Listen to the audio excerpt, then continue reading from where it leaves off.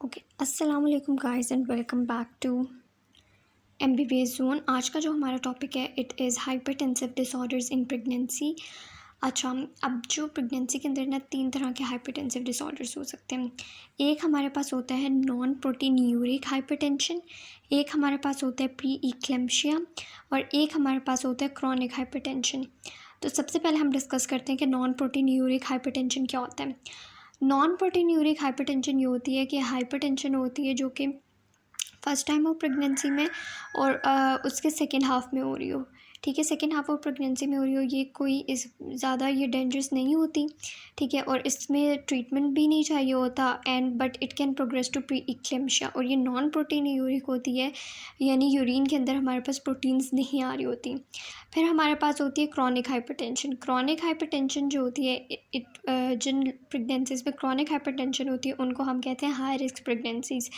Chronic hypertension usually first trimester में होती है, इससे भी प्री क्लैम्शिया हो सकता है, लेकिन क्रॉनिक हाइपरटेंशन में मैटरनल और फीटल मॉर्बिडिटी जो है वो ज़्यादा हो जाती है। अब हम बात करते हैं अपने मेन टॉपिक की तरफ, जो है प्री इक्लेम्शिया। प्री इक्लेम्शिया की डेफिनेशन के कुछ पॉइंट्स होते हैं कि इसके अंदर जो ब्लड प्रेशर होता है वो 140/90 मिलीमीटर ऑफ मर्करी होता है। जो प्रोटीन रिलीज़ हो रही होती है यूरिन में वो अप्रॉक्सीमेटली 300 मिलीग्राम होती है। 20th वीक के बाद ये होता है। प्रीवियसली जो हमारी पेशेंट है वो नॉर्मोटेंसिव होती है और ये 6th वीक पोस्टमार्टम में रिजॉल्व हो जाता है। अच्छा, अब इसके कुछ रिस्क फैक्टर्स होते हैं। रिस्क फैक्टर्स इसके ये होते हैं कि या तो फर्स्ट प्रेगनेंसी है या मल्टी पैरिस है, प्रीवियस हिस्ट्री है प्री इक्लेम्शिया की, फैमिली हिस्ट्री है, बीच में गैप ज़्यादा आ गया है।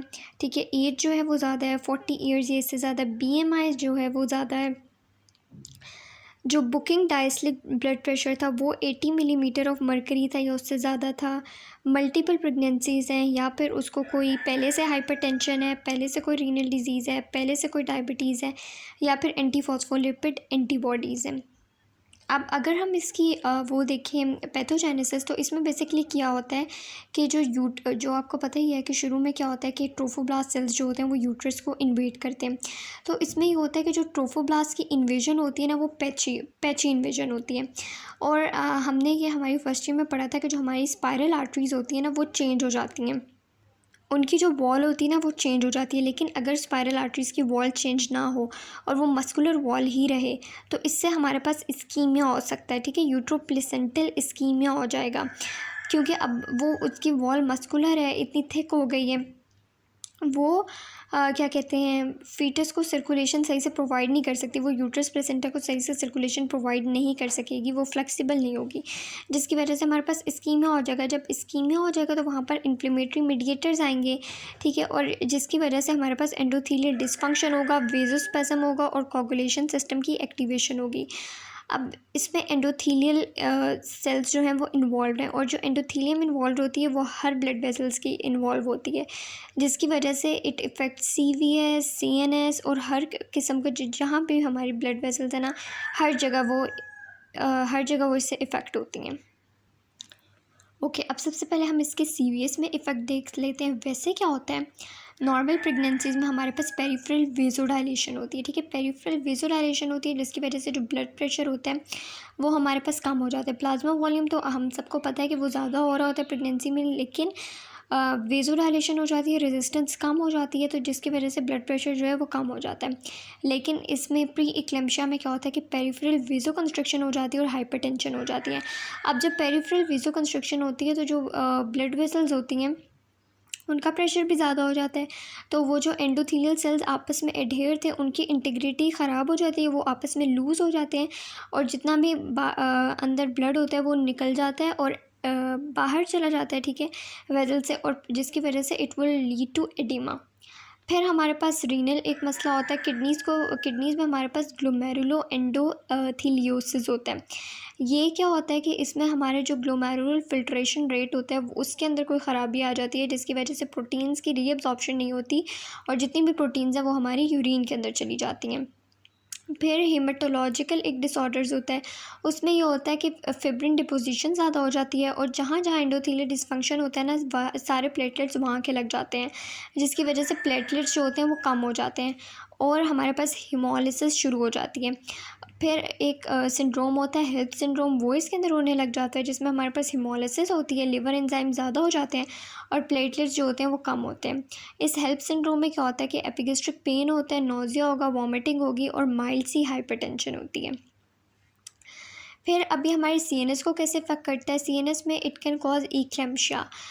It is very important to differentiate between eclampsia and pre eclampsia. Eclampsia ये होता है कि जिन लोगों का पहले से ब्लड प्रेशर हाई है ना, यानी जिन लोगों को प्री इक्लेम्शिया डायग्नोज है, उनके अंदर अगर टॉनिक क्लोनिक कन्वर्जन्स होने लग जाए, उनके अंदर अगर टॉनिक क्लोनिक कन्वर्जन्स होने लग जाए इन अ वुमेन जिसको प्री इक्लेम्शिया था, इसको हम कहते हैं ईक्लेम्शिया। ईक्लेम्शिया इस वजह से होता है कि जो ब्रेन के अंदर जो ब्लड वेसल्स होती है ना, उनका वेजोस्पैज्म होता है, सेरिब्रल एडिमा होता है। जैसे हमने बात किया कि हर जगह की ब्लड वेसल्स इफेक्ट होंगी, तो इसी तरह ब्रेन की ब्लड वेसल्स भी इफेक्ट होती हैं।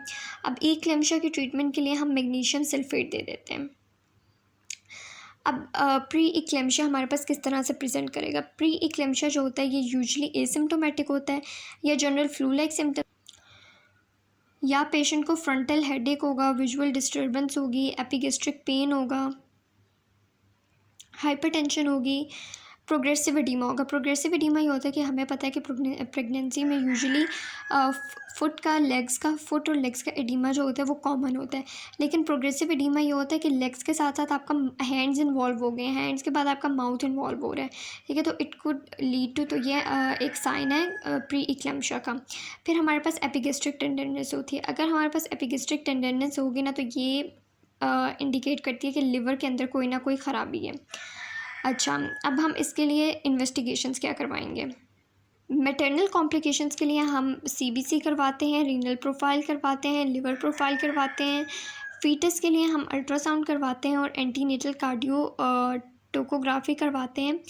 फीटल्स में जो है ना, प्री इक्लेम्शिया की वजह से फीटस में इंट्रा यूटेराइन ग्रोथ रिटार्डेशन हो जाती है, तो दैट इज़ वेरी इंपॉर्टेंट, ठीक है। अब इसको हम प्रिवेंट कैसे कर सकते हैं? इसकी प्रिवेंशन के लिए ये है कि हम 75 मिलीग्राम एस्पिरिन दें पेशेंट को, या फिर कैल्शियम दें। अच्छा, अब हम देखते हैं इसकी मैनेजमेंट और ट्रीटमेंट क्या है। तो इसकी जो ट्रीटमेंट है, इसका कोई क्योर नहीं है, हम सिर्फ पेशेंट को मैनेज कर सकते हैं। इसमें बेसिकली रिस्क ये होता है कि कहीं पेशेंट को सेरिब्रल ब्लीडिंग ना हो जाए, ठीक है, तो हमने जो है वो ब्लड प्रेशर को कंट्रोल करके रखना होता है।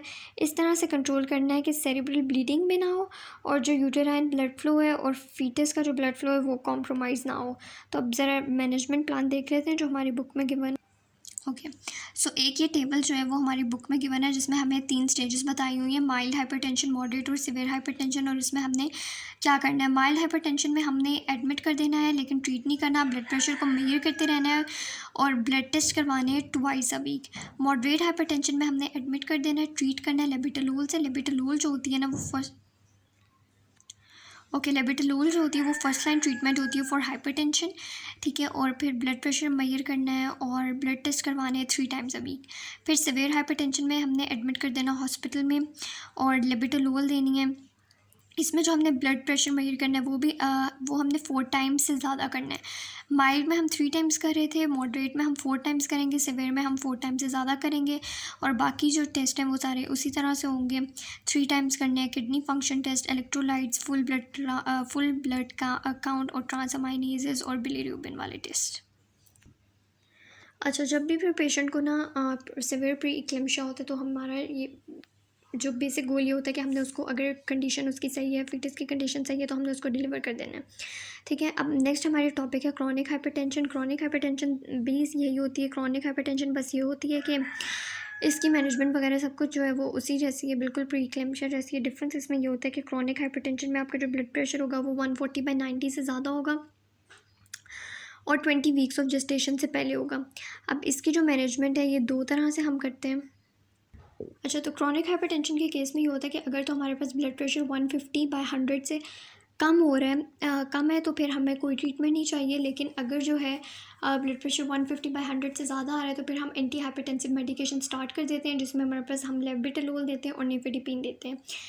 लेबेटालोल जो होती है वो अल्फा बीटा ब्लॉकर, और हमने एक चीज़ याद रखनी है कि जो फर्स्ट लाइन ट्रीटमेंट होती है ना प्रेगनेंसी में, जब भी हाइपरटेंशन हो, वो लेबेटालोल है, और हमने कोई मेडिसिन नहीं देनी है अनलेस उसके जो एडवांटेज है वो रिस्क फैक्टर से ज़्यादा हो।